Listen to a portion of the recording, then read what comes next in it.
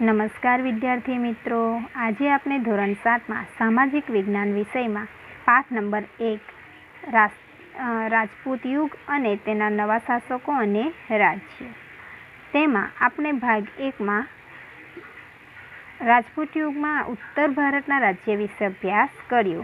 અહીં આજે આપણે ભાગ નંબર 2માં દક્ષિણ ભારતના રાજ્ય વિશે ભણવાનું છે. દક્ષિણ ભારતના રાજ્ય. નર્મદા નદીની દક્ષિણમાં આવેલા રાજ્યોને દક્ષિણના રાજ્ય કહેવામાં આવે છે, જે આપણે અહીંયા નકશામાં જોઈએ. તમારી સામે જે નકશો છે તે ભારતનો નકશો છે. આ નકશામાં તમે જોઈ શકો છો કે આ મધ્યપ્રદેશ છે. મધ્યપ્રદેશમાંથી નર્મદા નદી નીકળે છે, તો નર્મદા નદીથી દક્ષિણ વિસ્તાર એટલે કે આ ભાગ એટલે દક્ષિણ ભારત કહેવાય છે, અને ઉપર તરફનો જે ભાગ છે તે ઉત્તર ભારત તરીકે ઓળખાય છે. 8મી સદીમાં ઉત્તર ભારતની જેમ દક્ષિણ ભારતમાં પણ અનેક નાના મોટા રાજવંશો સ્વતંત્ર થયા. જેવી રીતે ઉત્તર ભારતની અંદર હર્ષવર્ધનના અવસાન બાદ સ્વતંત્ર રાજ્યો બન્યા, એવી જ રીતે દક્ષિણ ભારતમાં પણ પુલકેશી બીજાના અવસાન બાદ નાના મોટા રાજવંશો સ્વતંત્ર બન્યા. તેમાંથી ચાલુક્ય, રાષ્ટ્રકૂતો, પલ્લવ, ચોલ, પાંડ્ય, ચેર જેવા રાજવંશો વિશે ટૂંકમાં જાણકારી મેળવીએ. ચાલુક્ય વંશનો પ્રથમ રાજા જયસિંહ હતો. ચાલુક્ય વંશનો રાજા જયસિંહ જે પ્રથમ પુલકેશી પ્રથમે ઈસવીસન 540માં વાતાપીને રાજધાની બનાવીને અલગ સ્વતંત્ર રાજ્ય સ્થાપ્યું હતું. કઈ સાલમાં? તો 540માં વાતાપીને પુલકેશી બીજાએ શું બનાવ્યું હતું? તેની રાજધાની બનાવી હતી. આ વંશ વાતાપી વર્તમાન સમયમાં બાદામીના ચાલુક્ય વંશ તરીકે ઓળખાય છે. જે પહેલાં વાતાપી તરીકે ઓળખાતું હતું, જે હાલમાં કયા નામે ઓળખાય છે? બાદામીના ચાલુક્ય વંશ તરીકે ઓળખાય છે. આ વંશમાં કીર્તિવર્મા, પુલકેશી પ્રથમ, પુલકેશી બીજો જેવા મહત્વના શાસકો થઈ ગયા. વાતાપીના ચાલુક્યોની સત્તા નબળી પડી ત્યારે તેમની એક શાખા કૃષ્ણ અને ગોદાવરીની વચ્ચે પ્રદેશમાં સ્થાપિત થઈ. જ્યારે શું છે અહીંયા કે ચાલુક્ય વંશની સત્તા નબળી પડી ત્યારે તેની એક નવી શાખા કૃષ્ણ અને ગોદાવરી નદીની વચ્ચેના પ્રદેશમાં સ્થાપિત થઈ. તેનો સ્થાપક વિષ્ણુવર્ધન હતો. તે સત્તાનો સ્થાપક કોણ હતો? વિષ્ણુવર્ધન. આ પૂર્વીય ચાલુક્ય શાસકોએ પોતાની રાજધાની વેગીમાં રાખી હોવાથી તેઓ વેગીના ચાલુક્ય તરીકે ઓળખાયા. તે લોકોએ તેની રાજધાની ક્યાં રાખી હતી? વેગીમાં, માટે તે વેગીના ચાલુક્ય તરીકે ઓળખાયા. વાતાપી અને વેગીની જેમ કલ્યાણીમાં પણ ચાલુક્ય વંશની એક શાખા હતી. આ ચાલુક્યો કલ્યાણીના ચાલુક્ય તરીકે ઓળખાયા. જે વેગીના ચાલુક્ય હતા તે વેગીના ચાલુક્ય તરીકે, અને બીજી શાખા કલ્યાણીમાં જે કલ્યાણીના ચાલુક્ય તરીકે ઓળખાયા હતા. દક્ષિણમાં ચાલુક્ય વંશની પડતી થઈ ત્યારે રાષ્ટ્રકૂટ વંશની સત્તાનો ઉદય થયો. જ્યારે ચાલુક્ય વંશ સત્તા પરથી ઉતર્યો ત્યાર પછી કયો વંશ આવ્યો? તો રાષ્ટ્રકૂટ વંશની સત્તાનો ઉદય થયો. આ વંશનો સૌપ્રથમ રાજા ઇન્દ્ર પ્રથમને માનવામાં આવતો હતો. રાષ્ટ્રકૂટોમાં સૌપ્રથમ રાજા કોણ હતો? ઇન્દ્ર પ્રથમ. ગોવિંદ ત્રીજો રાષ્ટ્રકૂટ વંશના શાસકોમાં સૌથી વધુ શક્તિશાળી શાસક હતો. સૌથી વધુ શક્તિશાળી શાસક તરીકે કોણ ઓળખાય છે? ગોવિંદ ત્રીજો. આ સમયમાં યાદવ વંશના 2 રાજ્યો અસ્તિત્વમાં આવ્યા હતા. જે સમય દરમિયાન રાષ્ટ્રકૂટોની સત્તા હતી તે સમય દરમિયાન યાદવ વંશના 2 રાજ્યો અસ્તિત્વમાં આવ્યા. એક દેવગિરી અને બીજું દ્વારસમુદ્ર. દ્વારસમુદ્રમાં હોયસલ વંશનું શાસન હતું. કયું? તો દ્વારસમુદ્ર. દ્વારસમુદ્રની અંદર કયા વંશનું શાસન હતું?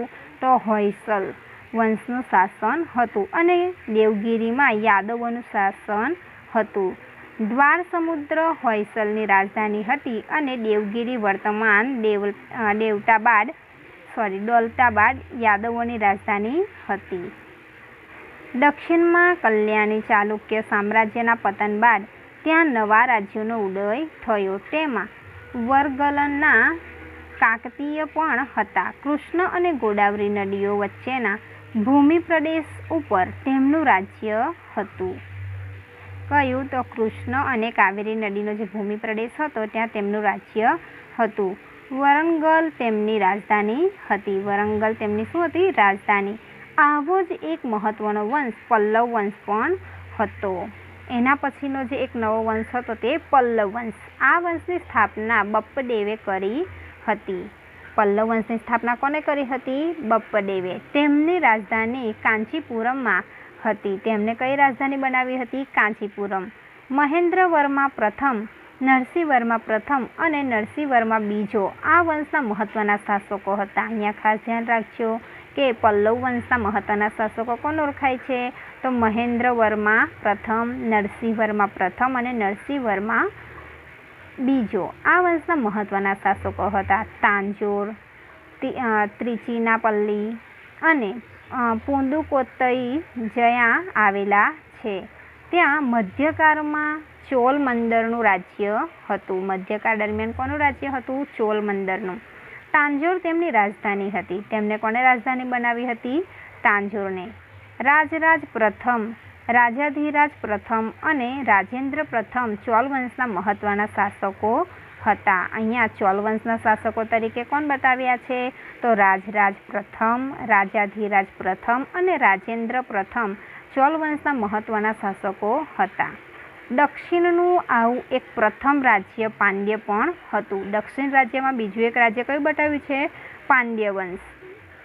તો પાંડ્ય રાજ્ય પણ હતું. પાંડ્યોનું રાજ્ય નાનું હતું પણ વેપારનું મોટું મથક હતું. તે રાજ્ય ખૂબ જ નાનું હતું પણ વેપારમાં ખૂબ જ વિસ્તાર પામેલું હતું. આ સમયે તમિલથી અલગ થયેલા એક ભાગ પણ ચેર વંશનું શાસન હતું. તમિલમાંથી જે અલગ થયેલો એક ભાગ હતો ત્યાં ચેર વંશનું શાસન હતું.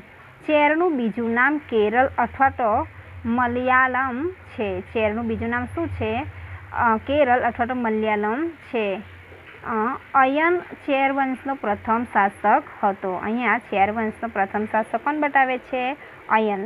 અને સેતુગવન ચેર શાસકોમાં સર્વશ્રેષ્ઠ શાસક હતો. સેતુગવન જે એક શાસક હતો તે સર્વશ્રેષ્ઠ શાસક તરીકે ઓળખાય છે.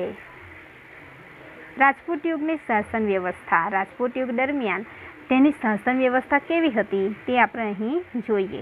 રાજપૂત યુગમાં વિવિધ રાજ્યવંશનું શાસન હતું. રાજપૂત યુગ દરમિયાન અનેક રાજવંશોએ ત્યાં શાસન કર્યું. તે સમયમાં શાસક રાજવંશોમાં પરિવર્તનો આવતા પરંતુ રાજનીતિક પરિસ્થિતિમાં કોઈ ફેરફાર જોવા મળતો નથી. કે તે સમયમાં જે શાસકો રાજવંશો પરિવર્તન આવતા પરંતુ રાજનીતિક પરિસ્થિતિમાં કોઈ પણ પ્રકારનો ફેરફાર જોવા મળતો નથી. રાજપૂત યુગમાં રાજાનું પદ વંશ પરંપરાગત હતું. અહીંયા ખાસ યાદ રાખજો કે રાજપૂત યુગની શાસન વ્યવસ્થા જો તમારે લખવી હોય તો અહીંયા ધ્યાન આપવાનું છે કે રાજપૂત યુગની રાજાનું પદ કેવું હતું? વંશ પરંપરાગત. એટલે કે જે રાજા હોય તે રાજા જ્યારે અવસાન પામે ત્યાર પછી તેનો પુત્ર જ ત્યાંનો રાજા બને. અત્યારના સમયમાં કેવું છે કે જે તે દેશને ચલાવવા માટે જે વ્યક્તિ તેમાં ઉમેદવારી નોંધાવવા માંગતો હોય એ પ્રમાણે જે પ્રજા તેને ચૂંટે તે ત્યાંનો શાસક બની શકે. જ્યારે રાજાશાહીની અંદર શું હતું? વંશ પરંપરાગત. તેનો પુત્રનો પુત્ર જ ત્યાં ગાડી રાજા બની શકતો. એટલે કે રાજપૂત રાજાઓનું પદ વંશ પરંપરાગત હતું. રાજાનો જ્યેષ્ઠ પુત્ર રાજ્યાધિકારી બને તેવું ન હતું. રાજાનો જ્યેષ્ઠ એટલે કે મોટો જ પુત્ર ત્યાંનો રાજ્યાધિકારી બને તેવું હતું નહીં. રાજા પોતાના પુત્રોમાંથી ઉત્તરાધિકારી તરીકે કોઈ પણ એક પુત્રને યુવરાજ બનાવતા. કે જે રાજાના અનેક પુત્ર હોય તેમાંથી જે યોગ્ય લાગે તે રાજા તેને ત્યાંનો યુવરાજ એટલે કે રાજા બનાવતો. આ યુવરાજ પાછળથી રાજા બનતો અને પાછળથી તેને રાજા ઘોષિત કરવામાં આવતો હતો. લોકો અથવા તો રાજ દરબારીઓએ ચૂંટણી કરીને અથવા તો પસંદગી કરીને રાજાઓની પસંદગી કરી હોવાના ઉદાહરણો છે.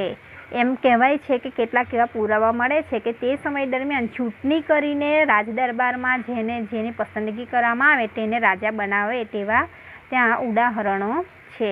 જેમ કે કાશ્મીરના યશસ્કરની બ્રાહ્મણોની સભાએ પસંદગી કરી હતી. યશસ્કરની કોને પસંદગી કરી હતી? તો બ્રાહ્મણોની સભાએ પસંદગી કરી હતી. આ સમયે મંત્રીઓના 2 પ્રકાર હતા, અમાત્ય અને સચિવો. અમાત્યનું કાર્ય મંત્રણા અને રાજનીતિ કરવાનું હતું અને સચિવોનું કાર્ય લડાઈ તથા સુલેહનું હતું.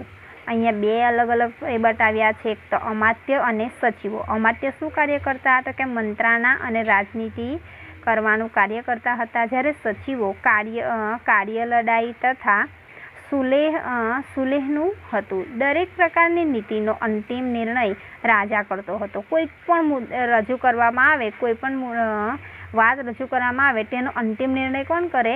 રાજા કરે. આ સમયે શાસનના અમલદારોમાં મહાપ્રતિહાર અને દંડનાયક જેવા હોદ્દાઓ અમલમાં હતા. કે એ સમય દરમિયાન મહાપ્રતિહાર અને દંડનાયક જેવા હોદ્દાઓ, અત્યારે જે રીતે રક્ષામંત્રી, પછી વિદેશ મંત્રી, નાણામંત્રી, રેલવે મંત્રી, જે રીતે અલગ અલગ હોદ્દા આપવામાં આવ્યા છે, એવી જ રીતે અહીંયા પણ મહાપ્રતિહાર અને દંડનાયક જેવા હોદ્દાઓ અમલમાં આવ્યા હતા. નગરની સભાનો વડો નગરપતિ કહેવાતો. અહીંયા ખાસ યાદ રાખજો કે નગરનો જે સભાનો વડો હોય તેને નગરપતિ તરીકે ઓળખાતો હતો. રાજપૂત યુગમાં ગ્રામીણ સંસ્થાઓનું મહત્વ વિશેષ હતું. કે એ સમય દરમિયાન ગ્રામીણ સંસ્થાઓ હતી તેને ખૂબ જ મહત્વ આપવામાં આવતું હતું. સંસ્થાઓનો એવો વિકાસ થયો કે મુઘલ કાળમાં પણ ગ્રામ્ય પંચાયતોનું મહત્વ હતું. તે સમય દરમિયાન સંસ્થાઓ એવી વિકાસ પામી કે મુઘલ કાળ જ્યારે શરૂઆત થયો તે સમયે ગ્રામ પંચાયતનું મહત્વ રહ્યું. ઉત્તરની જેમ દક્ષિણ ભારત પણ ગ્રામ્ય પંચાયતને આધીન હતું. જેવી રીતે ઉત્તર ભારતની અંદર ગ્રામ પંચાયતોને આધીન હતું, તેવી જ રીતે દક્ષિણ ભારતમાં પણ ગ્રામ પંચાયતોને આધીન હતું. તેનો વડો મુખી કે સરપંચ ગણાતો. જે તે ગામનો જે વડો હોય તેને મુખી કહેવાતો અથવા તો સરપંચ ગણાતો. કેટલીક બાબતોમાં ગ્રામસભા ન્યાય આપતી. ગામમાં જો કોઈ પણ પ્રકારનું એવું કંઈક કાર્ય થાય તો તેના માટે ન્યાય કરવાની જરૂરત પડે તો તેઓ ન્યાય પણ કરતા. કેટલીક બાબતોમાં ગ્રામસભા ન્યાય આપતી, પરંતુ રાજ્ય શાસનમાં ન્યાયતંત્રનો સર્વોચ્ચ વડો રાજા ગણાતો. પણ રાજ્યતંત્રની અંદર જે પણ કંઈક ન્યાય કરવો હોય તો તેનો મુખ્ય વડો કોણ ગણાતો? રાજા ગણાતો. વિચારો. ન્યાય માટે પંચને પરમેશ્વર ગણવામાં આવે છે. અદાલતોમાં શા માટે સોગંદ લેવડાવવામાં આવે છે? કારણ કે જે પણ કોઈ વ્યક્તિ જે કહે છે તે હંમેશા સાચું જ બોલે. વેપાર અને વાણિજ્ય. રાજપૂત યુગમાં વાણિજ્ય વ્યવસ્થા ઉપર દેખરેખ રાખવા માટે એક અલગ વિભાગ હતો. કે રાજપૂત યુગ દરમિયાન વેપાર વાણિજ્ય જે ચાલતું તેના પર દેખરેખ રાખવા માટે એક અલગ જ વિભાગ રચવામાં આવ્યો હતો. આ વિભાગ વિદેશ ખાતાના વેપાર ઉપરની જકાત વસૂલ કરવાની, વસ્તુઓનું મૂલ્ય ઠરાવવાની અને રાજ્યમાં ઉપયોગી થતી વસ્તુઓ મંગાવવાની વગેરે વ્યવસ્થા કરતો હતો. એટલે કે રાજ્યની અંદર કોઈક વસ્તુની કિંમત મૂકવી, કરવેરો, જકાતને વસૂલાત કરવી, કે જે પણ કોઈક વસ્તુઓની માંગ હોય તે વસ્તુઓ મંગાવવાનું કામ કોણ કરતો હતો? તો તે આ વિવિધ પ્રકારના જે વિભાગો બનાવ્યા હતા તે આ કાર્ય સંભાળતા હતા. મુખ્ય કર જમીનની ઉપજનો 6થો ભાગ હતો. કે જમીનની ઉપજમાંથી જેટલો પણ ઉપજ થાય તેમાંથી 6થો ભાગ કર સ્વરૂપે આપવાનો હતો. રાજપૂત યુગમાં જમીન પરનો કર ભાગ નામે ઓળખાતો હતો. કે જમીન પરનો જે કર લેવામાં આવે તે કયા નામે ઓળખાતો? ભાગ નામે ઓળખાતો હતો. આજે પણ જમીન ઉપર કર લેવાય છે. આજની તારીખે પણ આપણે જમીન પર જે કરવેરો ભરવામાં આવે છે ને, આપણે ટેક્સ કહીએ છીએ. શું કહીએ છીએ? ટેક્સ ભરીએ છીએ. એ રીતે તે સમય દરમિયાન કર ભરવામાં આવતો હતો. બંદરો અને નાકા ઉપર તથા સિંચાઈ ઉપર કર ઉઘરાવવામાં આવતો હતો. આ સમયે દરિયાપારના વેપાર માટે ગુજરાતમાં સ્તંભતીર્થ એટલે કે ખંભાત અને ભૃગુકચ્છ એટલે કે ભરૂચ બંદરો જાણીતા હતા. દરિયાપારના જે વેપાર માટે કયા કયા 2 શહેરો? તો સ્તંભતીર્થ એ ખંભાત, તે સમયમાં સ્તંભતીર્થ તરીકે ઓળખાતું હતું, જે હાલમાં ખંભાત તરીકે ઓળખાય છે. અને ભૃગુકચ્છ એટલે કે ભરૂચ, આપણે જે ભરૂચમાં રહીએ છીએ તે ભૃગુકચ્છ, જે ભૃગુકચ્છ તરીકે ઓળખાતું હતું હાલમાં ભરૂચ તરીકે ઓળખાય છે. તે બંદરો જાણીતા હતા. ભારત પર વિદેશી આક્રમણો. 8મી થી 12મી સદી દરમિયાન ભારતમાં મુસ્લિમ આક્રમણો થયા. 8મી થી 12મી સદી દરમિયાન શું થતું હતું તે કે મુસ્લિમ આક્રમણકારોએ આક્રમણ કર્યા હતા. 8મી સદીમાં અરબ રાજ્ય સત્તાનો વિસ્તાર કરવાના હેતુથી મોહમ્મદ ઇબ્ન કાસિમે ભારતના ઉત્તર પશ્ચિમ ભાગ પર આક્રમણ કર્યું હતું કે પોતાનો રાજ્ય વિસ્તાર વધારવા માટે તેને શું કર્યું તો કે ઉત્તર પશ્ચિમ ભાગ પર તેને આક્રમણ કર્યું હતું. કોને? મોહમ્મદ ઇબ્ન કાસિમે. વાયવ્ય ખૂણામાંથી સબુક્તેગીરના લશ્કરે પણ આક્રમણ કર્યું હતું. પણ આ આક્રમણો તે સમયે ભારતના રાજસત્તા ના સ્થાપી શક્યા.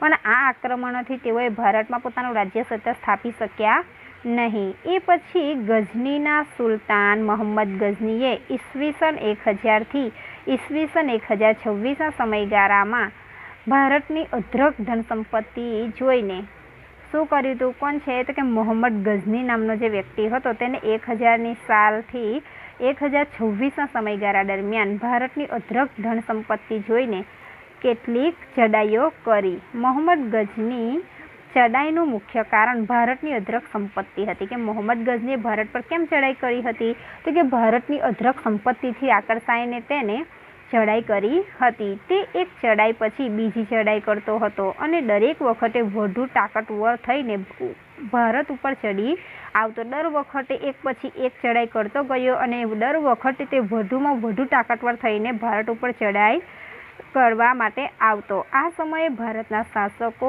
એક થઈને શક્તિશાળી સેના ન બનાવી શક્યા કે આ સમયે ભારતના લોકો જે શાસકો હતા તે બધા એક થઈને શક્તિશાળી શાસકો બની શક્યા નહીં. પરિણામે ઈસવીસન 1025માં તેને સોમનાથ પર ચડાઈ કરીને અઢળક સંપત્તિ લૂંટી. હાલમાં જે સોમનાથનું મંદિર છે તે અત્યારનું નવનિર્મિત મંદિર છે. જે જૂનું મંદિર હતું તેના ઉપર ઘણી વખત મોહમ્મદ ગઝનીએ ચડાઈ કરી હતી. કહેવાય છે કે 17 વાર તેને મંદિરને લૂંટ્યું હતું. મોહમ્મદ ગઝનીની ચડાઈ બાદ આશરે 150 વર્ષ બાદ પુનઃ ભારત ઉપર તે જ દિશામાંથી આક્રમણ થયું. મોહમ્મદ ગઝનીની ચડાઈ પછી આશરે 150 વર્ષ બાદ પુનઃ ભારત ઉપર તે જ દિશામાં આક્રમણ થયું. અગાઉના આક્રમણોની વાત ભારતીય શાસકો ભૂલી ગયા. જે શરૂઆતમાં આક્રમણો થયા હતા તે ભારતીય ઇતિહાસમાં શાસકો શું બતાવે છે? ભૂલી ગયા તેમ કહેવાય છે. મોહમ્મદ ગઝનીના અવસાન બાદ સત્તા માટે ગઝનીની લડાઈઓ ચાલુ હતી પણ આ સમયે સત્તા સ્થિર થઈ ન હતી. ત્યારે આપના શાસકો આ નબળાઈનો લાભ લઈ શક્યા નહીં. મોહમ્મદ ગઝની ભારત ઉપર પોતાનું શાસન ચલાવી શક્યો નહીં. પરિણામે 12મી સદીના અંતમાં શિહાબુદ્દીન ઘોડીએ આક્રમણ કર્યું. 8મી સદીથી 12મી સદી સુધી ભારતીય પર આક્રમણ કરવામાં આવ્યા હતા. તેમાં 12મી સદીમાં કોને આક્રમણ કર્યું હતું તો શિહાબુદ્દીન ઘોડીએ આક્રમણ કર્યું. શરૂઆતમાં તેને કેટલીક હાર સહન કરવી પડી. છેવટે તારાઈના મેદાનમાં તેને બીજી ચડાઈમાં પૃથ્વીરાજ ચૌહાણને હાર આપી અને દિલ્હી પર સત્તા સ્થાપી. પૃથ્વીરાજ ચૌહાણ સાથે શિહાબુદ્દીન ઘોડીનું જે યુદ્ધ થયું તેમાં પૃથ્વીરાજ ચૌહાણ હાર્યો અને તેને દિલ્હી સલ્તનત પર પોતાની સત્તા સ્થાપી. અહીંયા આ પાઠ પૂર્ણ થાય છે. પાઠને સારી રીતે ધ્યાનથી સાંભળી સમજૂતી મેળવવી. Thank you.